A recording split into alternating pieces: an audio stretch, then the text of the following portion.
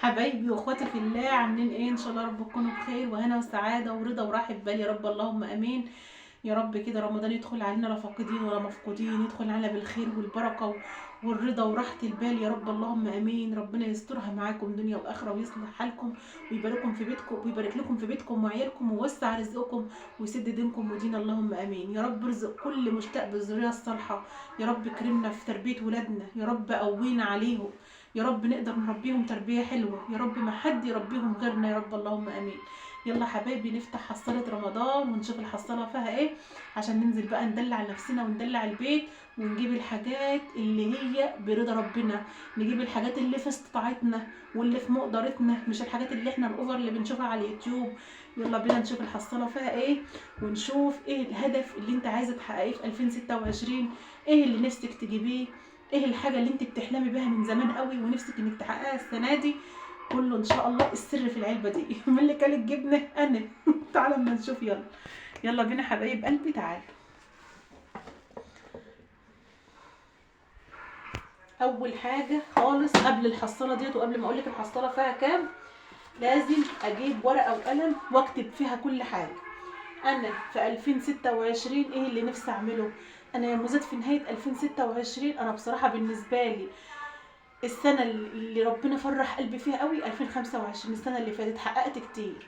وبرضو اول شهر، يعني اول شهرين كده من 2026 برضو كانوا شهرين الخير عليا، لقد ما شفت فيهم عقوبات وحاجات كتير كده ضايقتني، بس ربنا كان بيعديها وشفت فيها خير وشفت فيها احلام كنت بحلم بيها.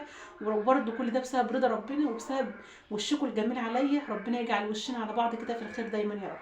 طيب لو انت بقى عايزه من نوع الستات اللي نفسك مثلا تلبسي حته ذهب، او نفسك تحققي حلم واحد من احلامك خلال ستة، مش هقول لك هتحققي الاحلام كلها، لا، نفسي يا مدد احقق حلم واحد.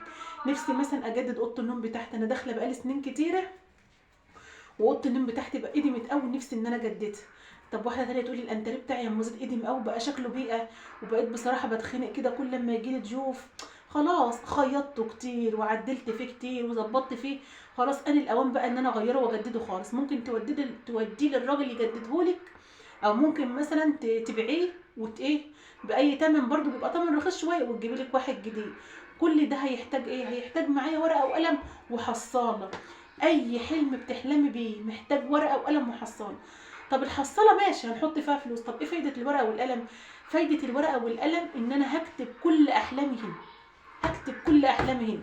ده انا نفسي في شقه جديده، ده نفسي اجيب حته دهب، ده نفسي اغير الشقه، ده نفسي ابني الدور اللي فوق، ده نفسي ادهن الشقه، ده نفسي نفسي نفسي. هتكتبي كل احلامك هنا. هتيجي حضرتك بقى خلال اخر السنه، مش هقول لك ان انت هتجددي كل ده مره واحده، لا، ما انا مش هيطلع لي عفريت من العلبه واقول لي هحقق لك احلامك، لا. طب هحققها ازاي؟ هكتب كل احلامي هنا واشوف ايه الحاجه اللي السنه دي مش هينفع فعلا تعدي من غيرها غير لما احقق الحاجه دي. طيب السنه مثلا بيجي فيها مناسبات كتير، زي ايه الحاجه الاولويه اللي بقول لك ان هي تستحق ان انت تغيرها الاول، اللي هي ايه؟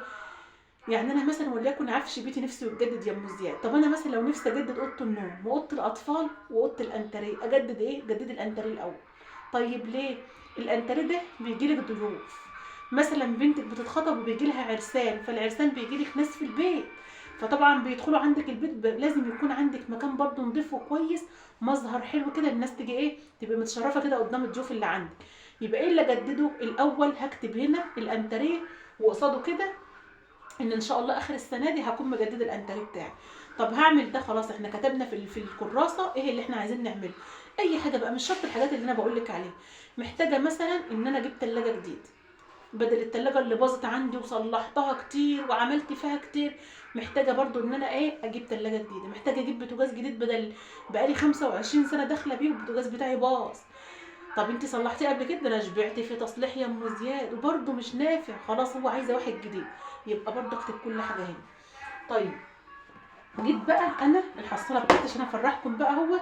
طيب في حاجة كمان، انا مثلا يا ام زياد ايدي فرطة بصرف ما بعرفش احوش، خلاص انا عارفه ان داخل عليا مناسبه العيد ومناسبه رمضان، فمحتاجه فيها مصروف كبير شويه. الحصاله اللي هتمسكني لازم اعمل حصاله. وتعالي بقى اما نشوف احنا معانا ايه في الحصاله، معانا كام. بسم الله الرحمن الرحيم. ادي واحد، ادي اتنين، ادي تلاتة، ادي اربعة، ادي خمس، ادي كده 1000 جنيه.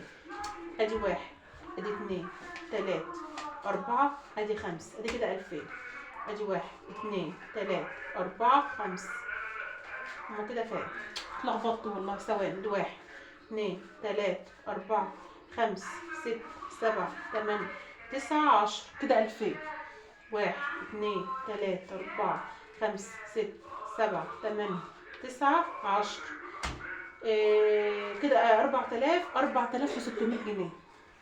كده 4600 جنيه محوشاهم من مصروف البيت. يعني لا تقولي بقى موظفه، ولا تقولي رحت اشتغلت، ولا تقولي رحت عملت، موفراهم من مصروف البيت. ازاي يا ام زياد؟ من مشتريات سوق، من مشتريات منظفات، من توفيري في الفراخ واللحمه، من اني بعمي عيني عن اي حاجه بتغريني. ما ببصش للحاجه اللي بتغريني ابدا، بستنى كده بعدها كام يوم. يعني في مثلا حاجه نفسي اشتريها، استنى كده كام يوم واشوف لسه عندي اغراء للحاجه دي ولا لا.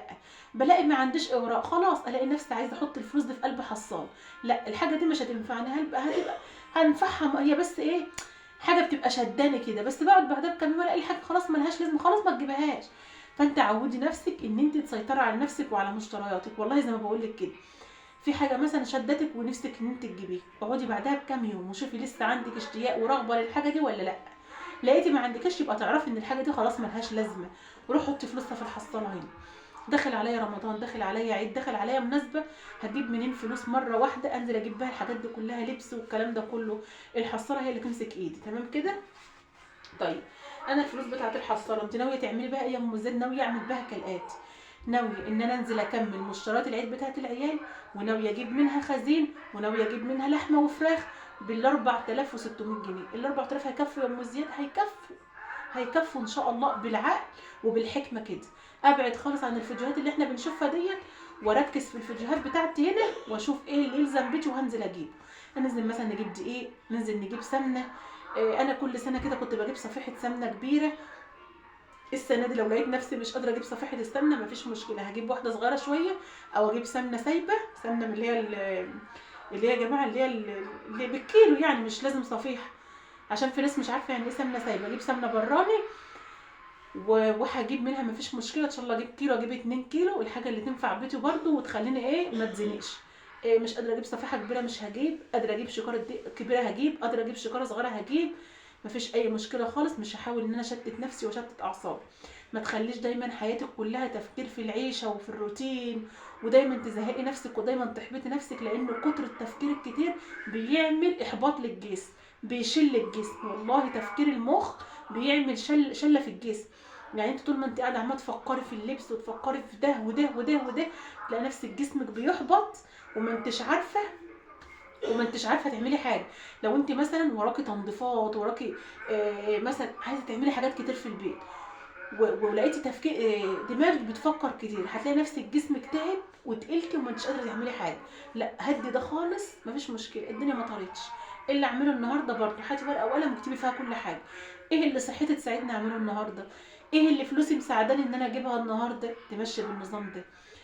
حاول اليومين دول ان انت تمشي باكلات اقتصاديه شويه، شويه مسقعه، شويه كشري. ان شاء الله رب من هنا لغايه رمضان ما اجيبش فراخ ولا لحمه، مفيش مشكله. هبدا اجيب فراخ ولحمه اعينهم لرمضان، عشان رمضان بيبقى الدنيا صيام، هجيبهم اعينهم لرمضان. ابدا امشي الدنيا النهارده، ما اشتريش عيش خارجي، امشي اكل من بيتي، اجيب مشتريات بسيطه من بره تمشي الدنيا معايا، وابدا الفراخ واللحمه اللي انا اجيبهم اعينهم لرمضان. ولو انت بقى تعملي مثلا فراخ مشويه هاتيها وتبليها من دلوقتي، هتعملي مثلا لحمه معصجه هاتيها وعصجها من دلوقتي، هتعملي مثلا تفريزات خضار وطماطم هاتي وفرزي من دلوقتي على قد ايديكي برضه، بحيث ان انت يبقى عندك وقت في رمضان كده، مش طول النهار بقى نبقى صايمين واقفين نهد حنا في الاكل والشرب والكلام ده. تمام؟ طب يا مزيد وانت هتعملي كده انا مالكوش دعوه بيه، لان انا يا جماعه بصور، فانا يومي كله لازم يكون شغل، لازم اطلع لك كل يوم بروتين، بطبيخ، باكل. فانا يومي غير يومك، انا حياتي غير حياتك. انت حياتك مقفوله عليك، ما بتعمليش روتين ولا بتصوري، لكن انا بالنسبه لي لازم يكون يومي في شغل عشان اقدر اصور لك واعمل لك فيديوهات. ودي بقى كانت الحصاله بتاعتنا النهارده. والله العظيم لو نفسك في خاتم ذهب من 10 جنيه هتجيبيه. اعملي لك حصاله زي كده. عارفه دي ايه؟ دي لانش بوكس بتاع العيال اهو، لانش بوكس. انت ممكن مثلا تحط الفلوس المجمده هنا، وممكن تحط الفلوس الفضه هنا. لما تحوشي لك مثلا مبلغ من الفلوس الفضه هنا، هتروحي مجمعاهم من عند اي حد ببقال، هو بقى بصي ما هيصدق ياخد منك الفلوس الفضه. مثلا جمعت لك هنا 50 جنيه ولا 100 جنيه من الفضه، اروح مجمعاهم وحطاهم هنا، اشوف هنا جمعت كام. وتبداي بقى طول السنه تعملي النظام ده. لو مشيتي على النظام دوت هتجيبي كل اللي انت عايزاه، هتجددي شقتك. انا عن نفسي بعمل كده يا جماعه، والحمد لله لقيت نفسي لما بوفر قرش باخده وبعمل بيه حاجه. مش تاخديه وتروحي تصرفيه على حاجات هايفه، لا، اعملي بيه الحاجات اللي فعلا صعب ان انت تعمليها كده من مصروف البيت. وفري ودبري من غير ما تقصري، حققي احلامك وطموحك بالتوفيق، جيبي كل اللي نفسك فيه بالتوفيق. يلا حبايب قلبي، وكده كان فيديو الحصاله النهارده. هو لو انت بقى نفسك تجيبي خاتم ذهب او دبله ذهب، خلاص استني شهر العيد وشهر رمضان يعدي عشان بس المصاريف بتاعتنا، وابدأي من بعد رمضان بقى تبدأي تعملي لك حصاله حلوه كده. ابدا احط فيها جزء لحته الذهب، اشتري حته دهب، اشتري سبيكه جرام، اشتري نص جرام، اشتري يا رب حلق اطفال صغير، اشتري خاتم صغير، اشتري اي حاجه. المهم ان انا اجمع القرش بتاعي في حاجه، ما خليش القرش بتاعي يروح في اي حاجه. حاولي تلمي نفسك، تلمي مصاريفك، حاولي تبصي لعيشتك، حاولي ان انت تمشي على قد ظروفك، حاولي ان انت تنزلي السوق تبقي فاهمه انت بتعملي ايه. حاولي تجي مثلا تستغلي ظروف الحاجات اللي بتكون رخيصه في السوق، مثلا الخضار، الطماطم، الكلام ده. لما تكون الحاجات دي رخيصه هاتي واستغلي الفرصه وخزني واعملي تفريزات، عشان لما تكون الحاجه غاليه ما اشتريهاش. الحاجات دي كلها بتفرق في الميزانيه والله. حاولي ما تخدريش اكل، مش هعمل اكل وعيالي ما بياكلوهوش هرمي الاكل البيت، لا. ما انت لو رميتي حبه رز على حبه رز على حبه مكرونه على حبه مكرونه، دمك لو جمعتيهم نواشف هتعملي بهم اكله في يوم تاني. فخلاص انا عيالي بياكلوش الاكل البيت، هعمل اكل على قد اليوم، وتاني يوم هعمل اكل جديد.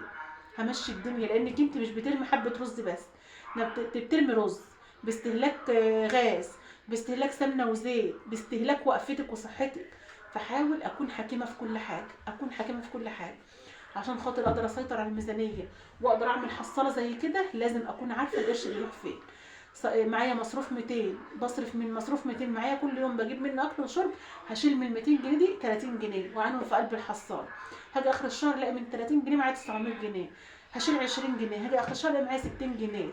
هي بتمشي كده.